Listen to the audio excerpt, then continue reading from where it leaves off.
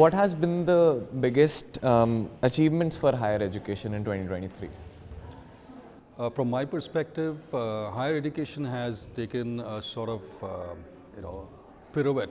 It's basically starting to look at industry interactions, academia, industry interfacing a lot more seriously than before. Second thing which has happened in a big way is many B schools are now focusing on key things like sustainability. Many schools are setting up centers for that, or research centers for that, or creating knowledge material for it. The third thing is that there's a lot more focus on developing students as holistic individuals, not just as management material or managers, but also trying to inculcate in them certain leadership qualities. There's a renewed focus on soft skills, because the lack of soft skills training has been one of the banes of management or higher education, specifically management education, because the industry has always been wanting technical skills, because they've always been looking at people to enter at an entry level, and they want feet on street sort of thing. So they were just looking for skills which were oriented to that kind of a job. But now they're also becoming wiser, because they have faced a lot of problems by hiring students who only have technical skills, and they're now pushing for broader spectrum of skills, and B schools have responded.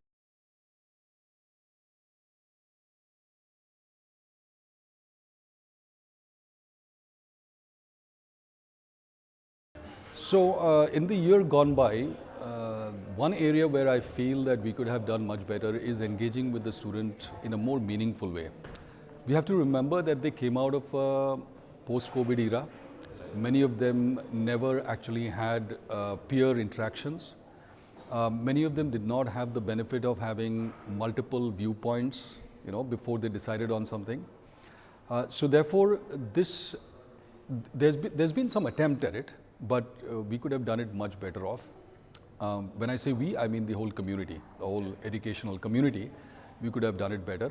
But I guess that it was a learning curve, and all the B school management, faculties, even non-teaching staff have now understood much better how to deal with students of this generation.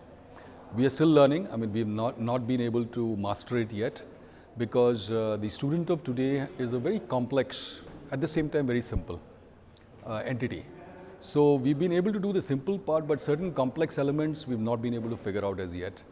For instance, motivations. What are their real motivations? They say something, but they mean something else often, right?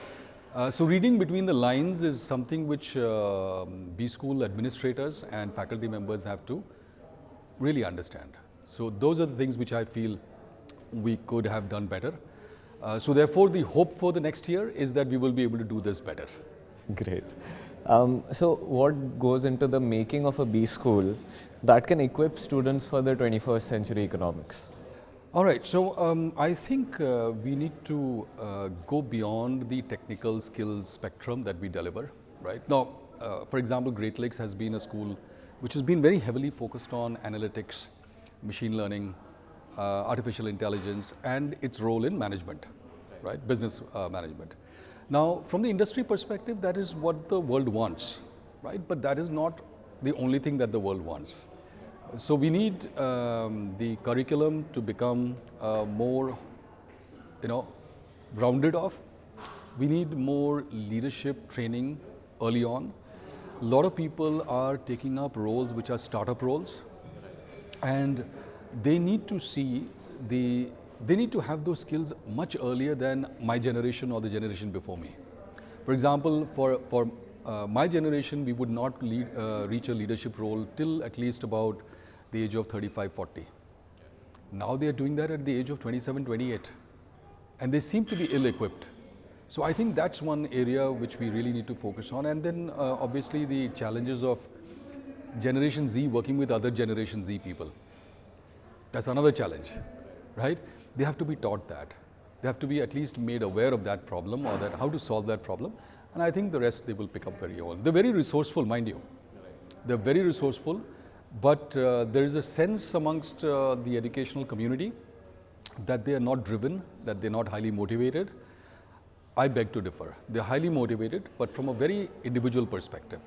Right. So B schools right. need to focus more on giving them an all-round perspective. So launching courses which help them to be more sensitized towards the community, and not just be focused on their managerial roles, but also what is their role as community leaders, right? Or what is your role as a team lead? What does it mean?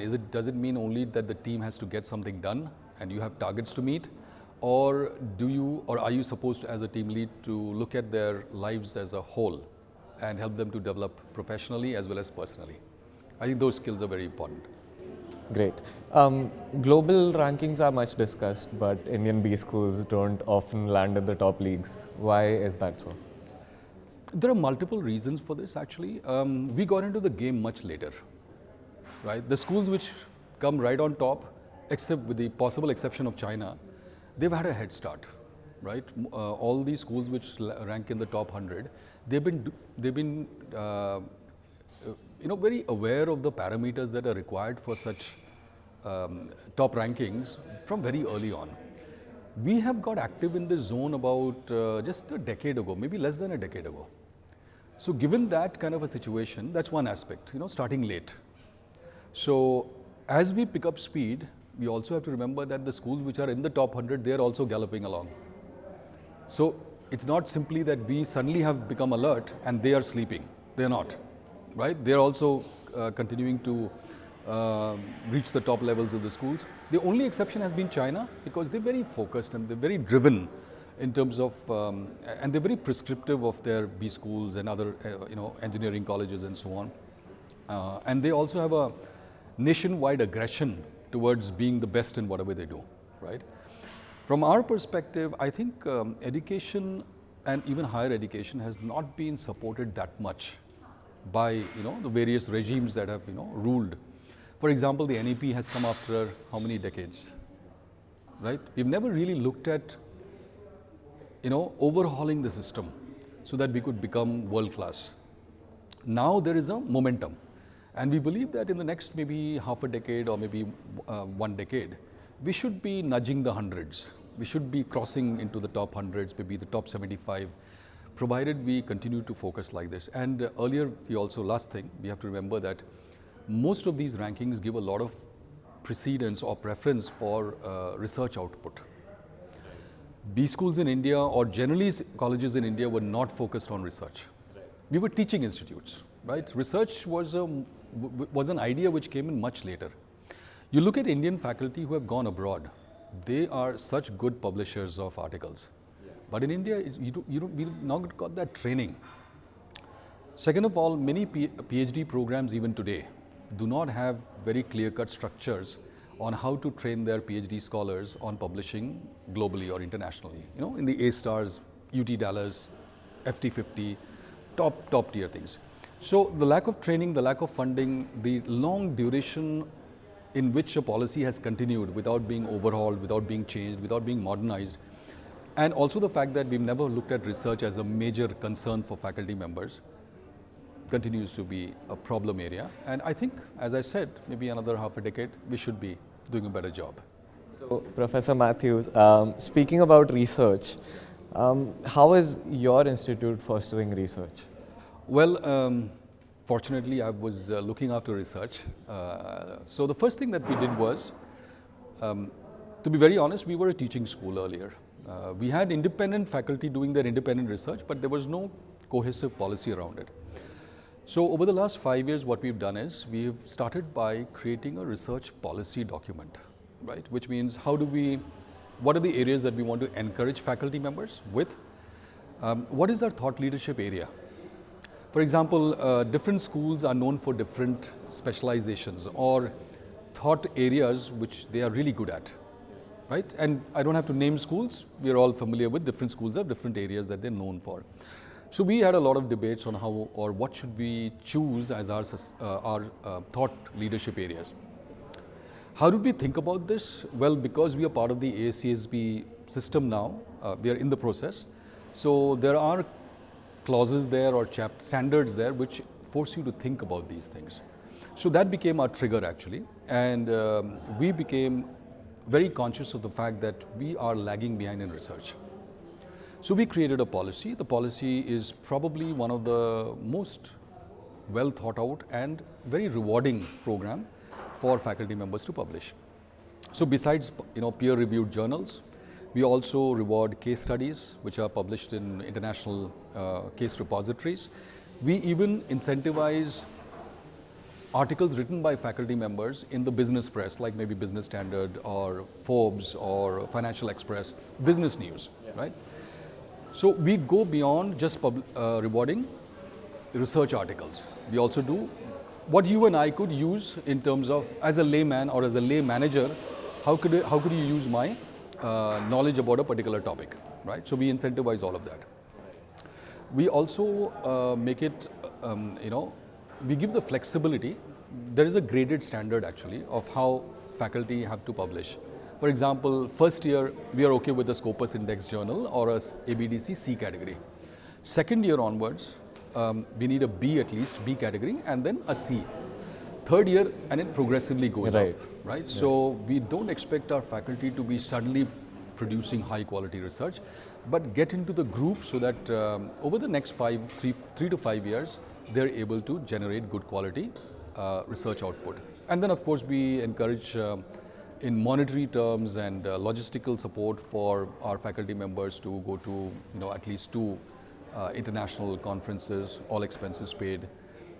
We incentivized our faculty members to go for all sorts of national conferences and conclaves. We are also one of the few private schools which have a system of teaching assistants and research associates. So they are attached to different functional areas, and you can use them for doing the first level of research, basically the groundwork. And then the faculty supervises it and so on. We have also incentivized students for research. So it's not just for the faculty, but also the students. Now we are planning also to incentivize the teaching assistants to publish more. So overall, over the last 5 years, we've been able to create this system where research is not considered to be something alien to the school. It has to be a part and parcel of it, and we need to we celebrate every publication by doing email circulation to the entire school, Great Lakes faculty, staff, and students, so that they're also aware of what faculty is doing. It's not just within a small group of faculty members who know what research is being done, right? We also have twice a year research celebrations. One is on Foundation Day, the other is on Teachers Day, where we put up posters of every faculty, what research they have done in the last year, and students are welcome to take part in the talks that maybe researchers want to give, faculty members want to give about their particular article or case study. And the last thing is that we also incentivize faculty members to bring their research and case studies into curriculum. So that if I write a research article, it should not be that only I, you and him read about it. Right. We bring it into the classroom. So that is something which is really influencing a lot of faculty to write, because now they see an outlet beyond just a journal. They also see our students benefiting from the research that we do.